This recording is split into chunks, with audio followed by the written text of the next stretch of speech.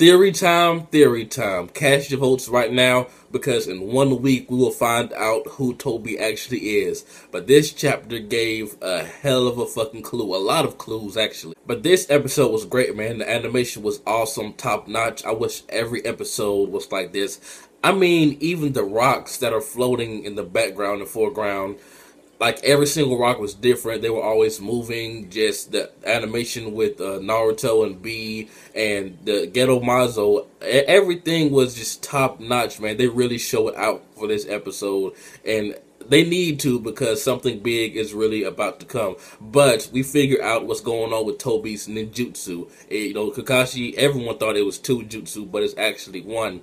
Basically, instead of letting things pass through him, he sends part of his, like, whatever is about to be hit, that part of his body to the other dimension, and that's why it seems like it's going through them. And he found out because he tested it with Naruto's Rasengan, which was an awesome scene, by the way. And you can see the right side of his arm, well, around his shoulder area, is white, like it's made up of Zetsu parts. So tell me what you guys think is going on with that. No spoilers in the comments, please, but how are Tobi's and Kakashi's eyes connected? Now, he says that he got it from the Kanabi Bridge from the last war. Now, it's obvious that this eye does belong to Obito Uchiha, and he does know Uchiha techniques, as we saw when he did that great big hack-ass wall that burnt B's hand, or the Eight Tails' hand. So that probably is Obito's eye, but no spoilers down below. But how is that? As we've seen, Tobi has a collection of great eyes, and he says that he got it from the Battle of the Kanabi Bridge,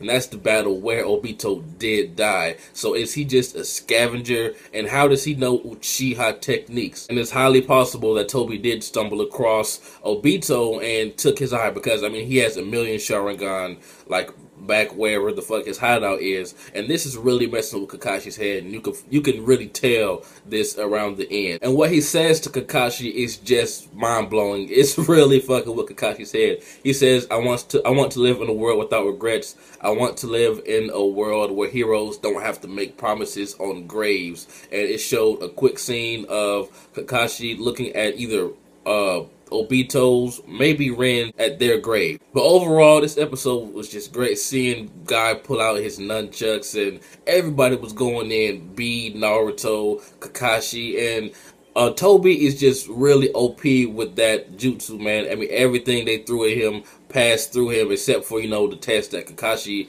you know, conducted, and that kunai. Now, Tobi, he is hacks. He is a big hacks. So what do you think is going to happen now that they know how that hacks actually works? Do you think this is going to give them the upper hand, or do you think something's going to happen with the Ten Tails? Because I don't see them getting in there, man, because it's surrounded by this great fire pillar that's exactly the same size, well, actually taller than the Ghetto Mazo. So I don't see them getting in there. So the Ten Tails is more than likely going to be revived, and Tobi's going to need something to come in and help him, since they know how his jutsu works now, which actually kind of renders him powerless. So all they have to do is attack him, and then Kakashi can send attacks, you know, via Kamui, and just attack him that way. Maybe send a kunai like through the stomach or through the head or something like that. And at the end, when Kurama and Naruto switch, I mean, this is the first time we've really ever heard Kurama talk highly of someone to this extent.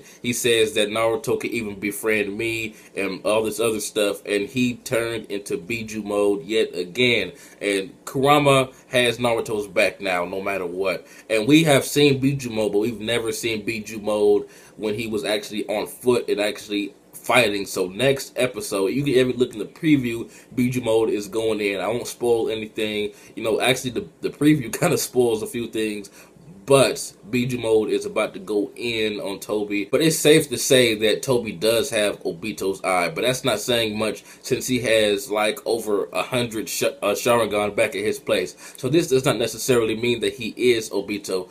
So for you anime only watchers and Tobi theorists, who do you think Tobi is? Does this make him Obito, or is he someone else who could have just gotten a hold of Obito's eye, how he got a hold of all the other eyes that he had? But this guy does know enough about Kakashi's past, and he even said something about Guy. I believe he said something like in the previous episode, or one of them, he said something like, you don't remember names. Now, he could have gotten this intel from Kisame, because he forgot Kisame's name on countless occasions, and you know, he was leader of the Akatsuki at one point, and blah blah blah. I mean, Tobi was, so he could have gotten that from him. So I mean, there's lots of theories going around right now, I'm sure, for you anime only watchers. So tell me what you guys think. I'd love to hear what you think down below, but no spoilers, please. We're just one episode away. Come on, people. Even though Jiraiya was not really in this episode technically in real life, I did enjoy seeing the flashbacks of him. And at the beginning, when the episode first opened up with Kushina, Minato, and Jiraiya all surrounding baby Naruto, that just further just shows what's been entrusted to him, and that's always good to see. See, flashbacks like this of Jiraiya and Minato, I don't mind at all. You know, they're like just 30 to 45 seconds, and they actually kind of move on the story and just remind us that Naruto has these people that has his back no matter what, even though they're not physically there. Let's get real. Who doesn't like flashbacks of Jiraiya and Minato? Now, if you're really curious about Tobi's identity, it doesn't straight up just tell you in the preview, but take a gander at it. There's a really big hint. Even the pattern of Tobi's Mangekyo is actually shown. So, yeah, check that out. But I can't wait for next week, man. After this, I'm not sure if that's when the Kakashi filler will kick in, or if it's the episode after the next episode.